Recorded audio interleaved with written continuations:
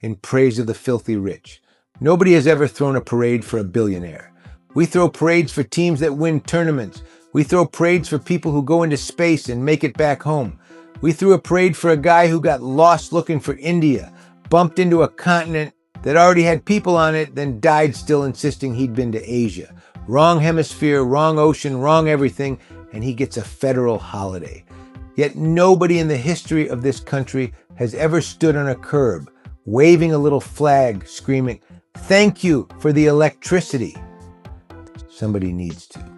Let me give it a shot. And I want to be clear that I'm not rich and nobody's paying me right now. I checked twice. Let's start with John D. Rockefeller, the man your history teacher used as a synonym for greed. Here's what that greed accomplished. In 1865, a gallon of kerosene cost 58 cents. By the 1880s, it cost 8. Before that, if you wanted light after sundown, you needed whale oil, which meant you needed money, which meant you didn't have light. You had an early bedtime. Rockefeller drove the cost of lighting a house down to about a penny an hour. Do you understand what a penny an hour bought? It bought night. He gave working people the second half of the day.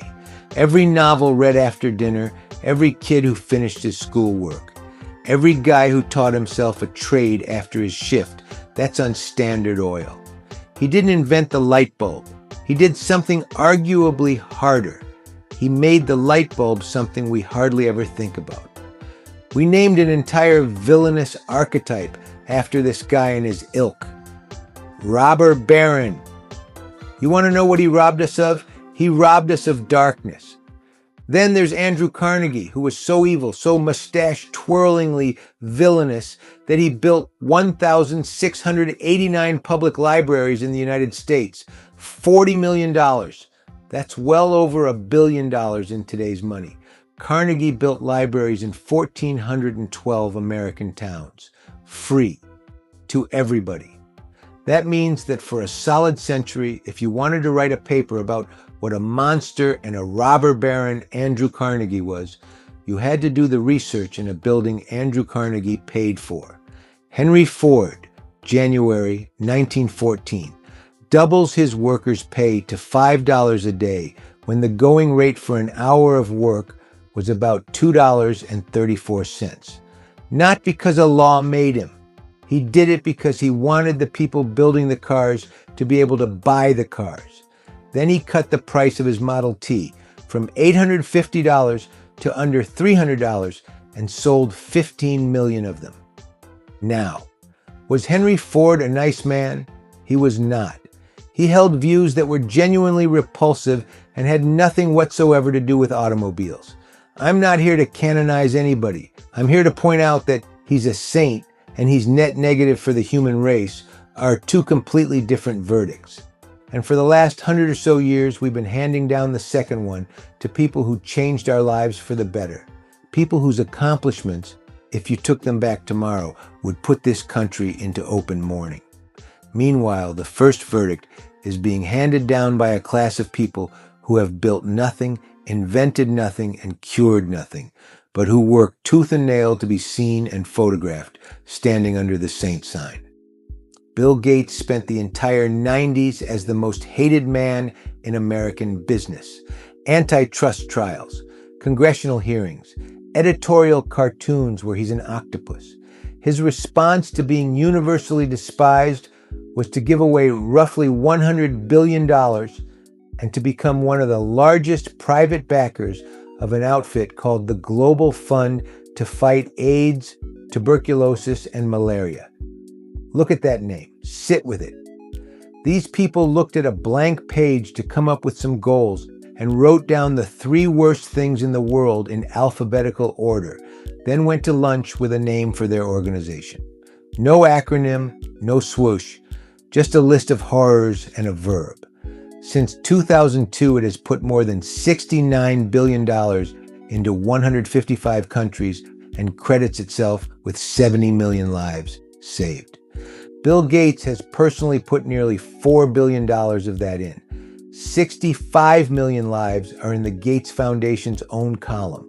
65 million. That's every human being in California, Texas, and Florida who is alive, walking around, going to work, and posting pot shots about billionaires. Steve Jobs put a supercomputer in your pocket, one which you now use primarily to explain that people like Steve Jobs are ruining the world and making us all starve. What's worse is that you are doing it on his little invention. You're using the little rectangle he invented to argue that the rectangle shouldn't have been invented. Honestly, that's the highest review a product has ever received. I hate this guy so much I take his invention everywhere I go. You sleep next to it. You make sure it's charged up before you make sure your kids are fed. Elon Musk? Say whatever you want against him, and everyone does constantly. We say horrible stuff about him hourly at volume and on a platform he only bought so that we'd have the free speech to do it. Elon Musk took the cost of putting a kilogram into orbit from about $54,500 on the space shuttle to roughly $2,720. A 95% price cut on the cost of space. NASA couldn't do it. Congress couldn't do it. A guy who posts too much did it. 95% is not a discount.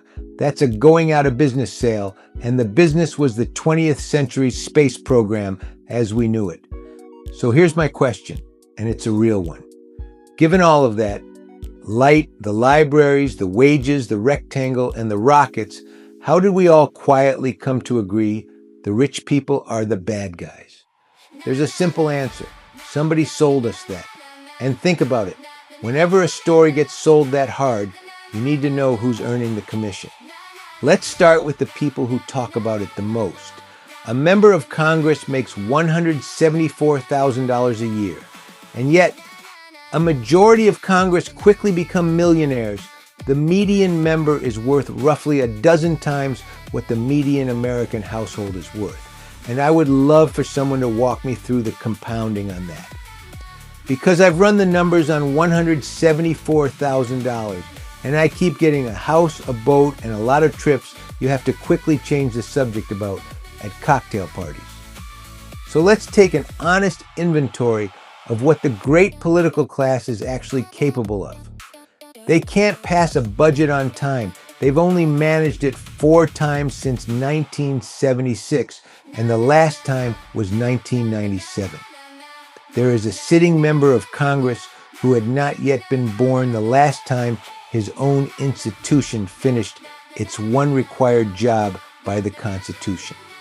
They can't get 1 American in 10 to say they're doing a good job. Gallup has them at 10% approval and 86% disapproval. 90% of this country cannot agree on the weather, and they have agreed on this. What our political class can do very well, and do it often, is shut the entire government down, send the janitors home unpaid, and still have themselves never miss a check. They made sure to get that part in writing. In 2025, when the S&P 500 was up 16.8%, 29 members of Congress beat it. 15 Democrats and 14 Republicans, which I want to flag as the single most bipartisan achievement in modern American history. They cannot agree on anything, but on the question of should we be able to personally beat the market, that chamber is unified. That's not a caucus, that's a choir, singing like birds on a wire. Most professional fund managers can't beat the index for 3 years running. These are people whose entire job is beating the index. They have Bloomberg terminals and Stanford degrees, and a guy named Chad who does nothing but stare at the price of semiconductors. Chad has not seen his children since March. Meanwhile, 29 people whose day job is subcommittee attendance and cutting the line at the airport beats out every one of them. So follow the actual pipeline. You arrive in Washington with a mortgage and a message about the greed of the ruling class.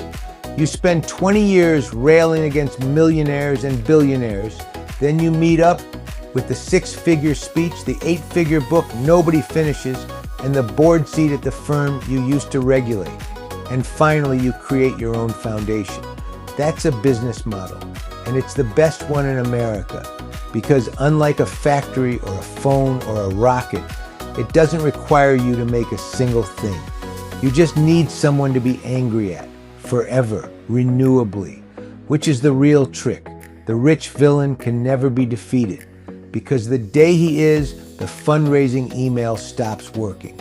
You can run against a billionaire or now even a trillionaire for decades and never fix one pothole. The enemy of a career politician was never the rich guy. It's you, noticing he's been in office since 1988 and you still aren't safe walking to your local 7-Eleven after dark. The media takes the second piece of this bizarre bonanza, and at least that's an honest business in the sense that they'll admit what sells. Resentment is the highest performing emotion on the internet, and it isn't close. It's free to manufacture, infinitely renewable, and it keeps you on the page. Nobody clicks. Local manufacturer quietly employs 400 people for 3 decades. That's not a story, that's a Tuesday. But billionaire buys world's longest yacht. Now the clicks are coming and there are ads on it. And the third cut, if we're being honest, goes to us, you and I. Because it costs nothing to be furious at a stranger with a yacht the length of Kentucky. It costs everything to start something, hire somebody, risk your savings, and step out where the whole town can watch you hit the banana peel and land right back down among the broke. A public failure that stings like a face punch. And remember this, envy is the only one of the 7 deadly sins that doesn't come with a good time attached. Gluttony has cake, sloth has a nap, lust has Sydney Sweeney, envy has nothing. Envy eats you from the inside out and then hands you the check for the meal. Here's the number that should end the argument. Americans gave $617 billion to charity last year. Let's look at where that $617 billion comes from. Foundations, estates, and corporations account for more than a third of it. Over $220 billion a year from the rich, the companies the rich built, and the rich who have died and are still paying. $62 billion of it arrived last year care of someone's last will and testament. That's money from people who cannot possibly benefit from the good press. They're not networking. They're gone. It's the last check they ever wrote, and they wrote it to you. The rich in this country are among the most generous people who have ever lived, are now who have ever died. Yet we have been successfully convinced that every last one of them is a villain who ought to be walked to the edge of town and dropped off a bridge. Look, tax them, regulate them, break up the ones that need breaking up. Some of them have earned a real close look and a sturdy subpoena. That's the deal. That's always been the deal. But the next time a man or woman in their 4th or 5th decade of public service, or a reporter from a newspaper or cable channel with a built-in bone marrow ideology tells you that the rich have given this country nothing, do me one favor. Turn on a light, check out a library book, look down to your rectangle. Take a new-fangled pill that makes your boner bounce, then afterwards go outside and look up at a satellite that cost a 20th of what it used to. Whoever's selling you the outrage, it isn't the guy with the rockets. He's too busy. He's putting in overtime. But here's the biggest reason we need capitalism. Because no one else is going to do a better job with all of the money than the, quote, robber barons. Not the political class. They can't even build the trains, let alone run them on time. It's not the commies. They'll promise everything and just end up being robber barons, making the rest of society equally miserable and downtrodden. Not the homeless, not the drug addicts, not the workers either. Most of us can't even keep a checkbook in order. You'd give us the billions, we'd piss it away in one weekend in Vegas.